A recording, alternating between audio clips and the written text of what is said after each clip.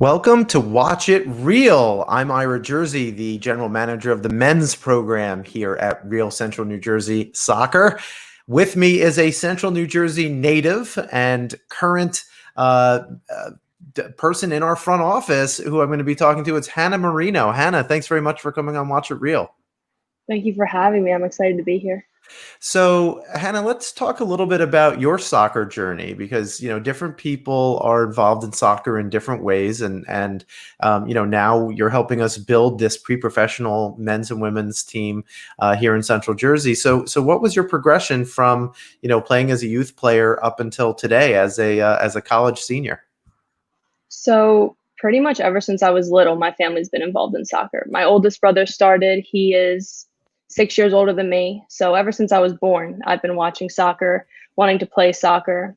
And I believe when I was 3 or 4, my parents signed me up for a rec league. And at that point, you know nothing. You're running around trying to kick a ball, you're running to your parents during the game, asking them how you're doing.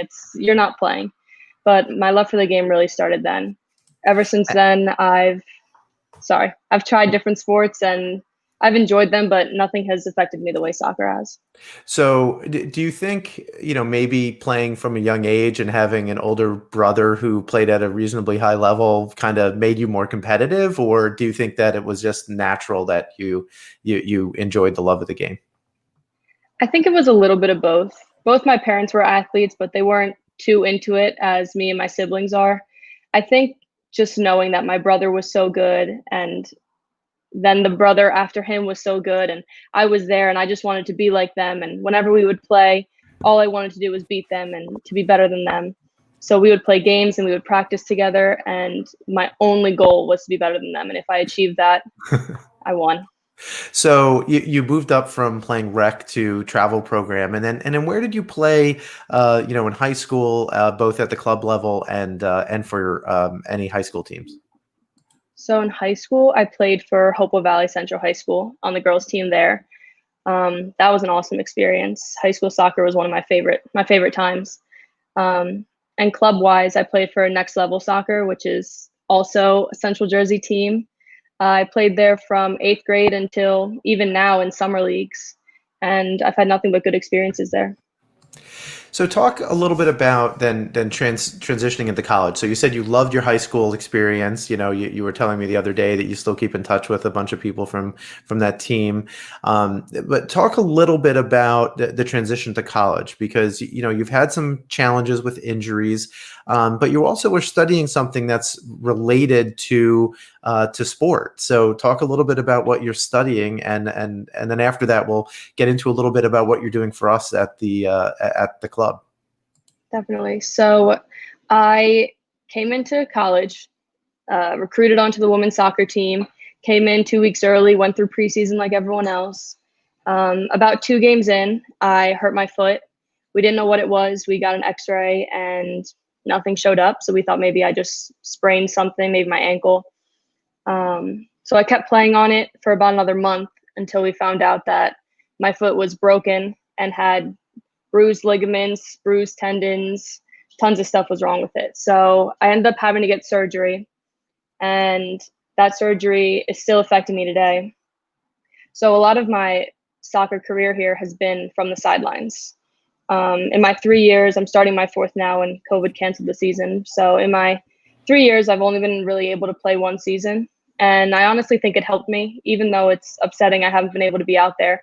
I learned so much more about the game and about my teammates and being able to understand how people are on and off the field. It really helped me even direct people on the field. So even though I'm not there playing with them and helping them throughout the, I guess, length of the game, I'm still on the sidelines for them. And I enjoyed kind of being, not that my coach would call me this, but kind of being a third coach, being on the bench and helping them out and giving them tips and pointers. And it's different when you're viewing from the bench than when you're on the field, I think. I So think an I have a better unofficial understanding. assistant coach. Yes, for sure. So tell us where you go to school and what you're studying.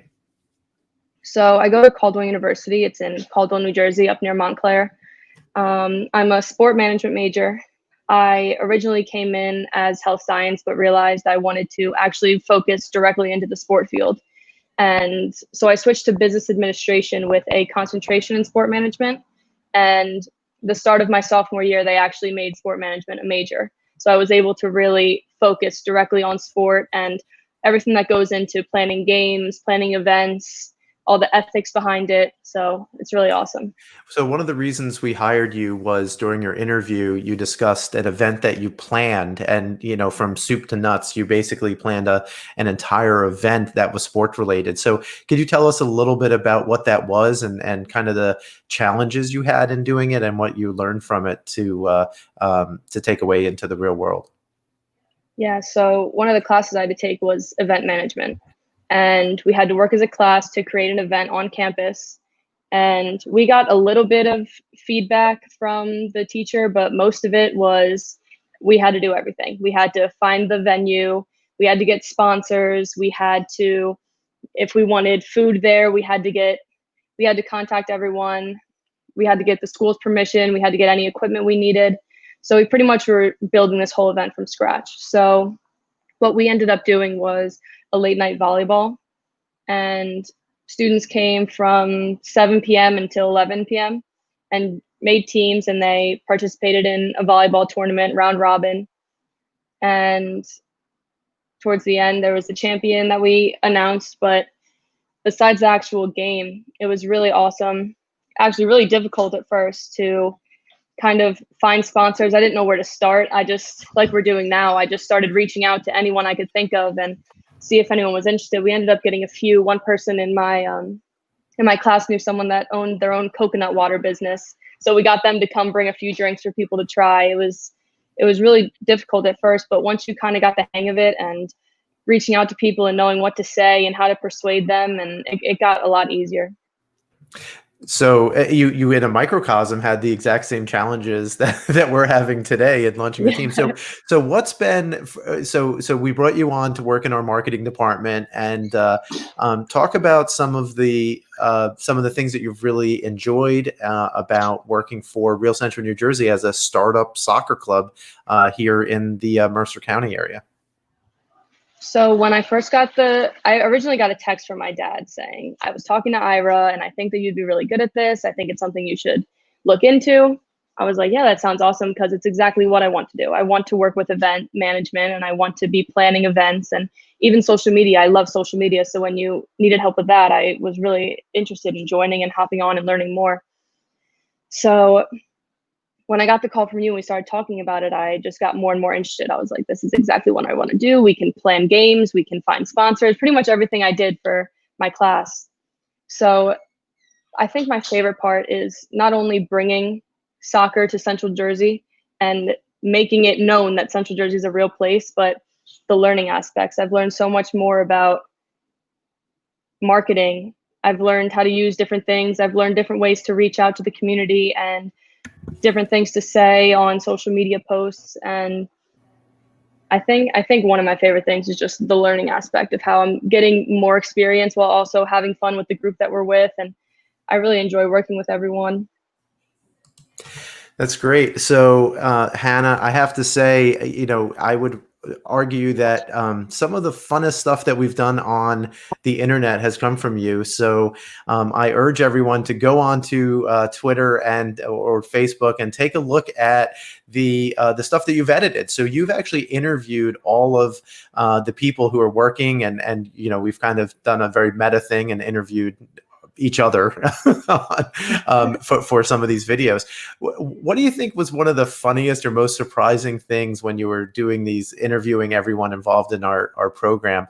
What's one of the funny things we can look forward to in the videos that you're editing and posting on social media? I think we asked 6 questions, so there are lots of videos coming your way, but I think my favorite one was when we asked what type of soccer parent people are, or what type of parent their parent was.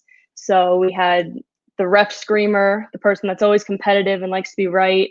We had the social butterfly who is just there to talk to the parents and they're not really paying attention to their kid playing. And I think hearing those answers was honestly my favorite part, because I know personally I had a little bit of both. My dad was a ref screamer, and he being a ref himself, he always knew what he was talking about and always had something to say. And my mom would always be talking to the other moms and having fun. So it was really awesome to see what other people's parents were and what they thought they would be if they were soccer parents.